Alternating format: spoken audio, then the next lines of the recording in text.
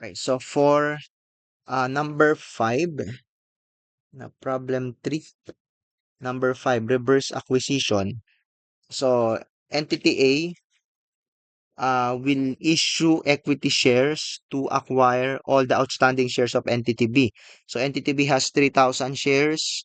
Entity A will issue 2 shares for every share of entity B.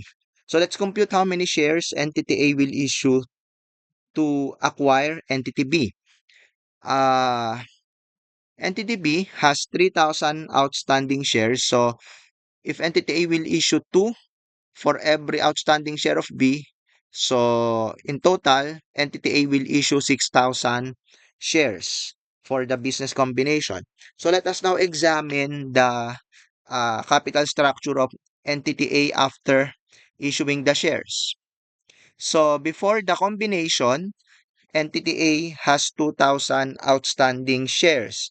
And to effect the combination, it issued 6,000 shares to the stockholders of entity B. So, the total outstanding shares of A is 8,000, wherein 25% belongs to the former or to the old stockholders, and 75% belongs to the shareholders of B Corporation or B entity.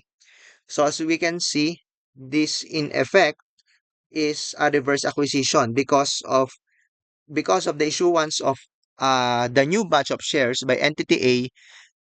The ownership of the old owners of A became diluted.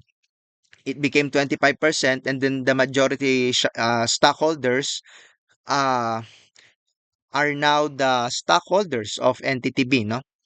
So entity B is now the majority stockholder of entity A. So this is a reverse acquisition. So we have to analyze now, or we have to compute how many shares must be issued or must be issued by B to the stockholders of A so that the capital structure will be the same. What do we mean by that? We have to compute for the shares so that the shares issued by B Corporation to its shareholders before the combination must be 75%. So ito yung magka-match. Yan. And then the new shares to be issued to A must be 25% of the total. Kamatch naman ito. Let's color it with yan. Okay? So, according to the problem, before the combination, entity B has 3,000 shares. So, you divide 3,000 by 75%. Yan. Divide mo yan. So, you'll get the total share of B, the total hypothetical share of B, 4,000 after the issuance of the hypothetical shares to A. So, how many shares must be issued to A's stockholder? So, you just squeeze that. The answer will be 1,000. So, from there, we can now compute for the goodwill. So, there are 1,000 shares hypothetically issued to A. Pag sinabing hypothetical, kumbaga, wala naman talagang issuance na nangyari, no? Assumption lang. Okay? So, multiply that by the fair value of each share of B, which is 300.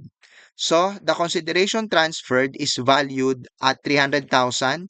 Compare that to the fair value of net identifiable assets of entity B. Oh, sorry, entity A. Sorry. Fair value of net identifiable assets of entity A kasi siya yung accounting acquiree in this case. So 260,000. So ang ating goodwill will be 40,000.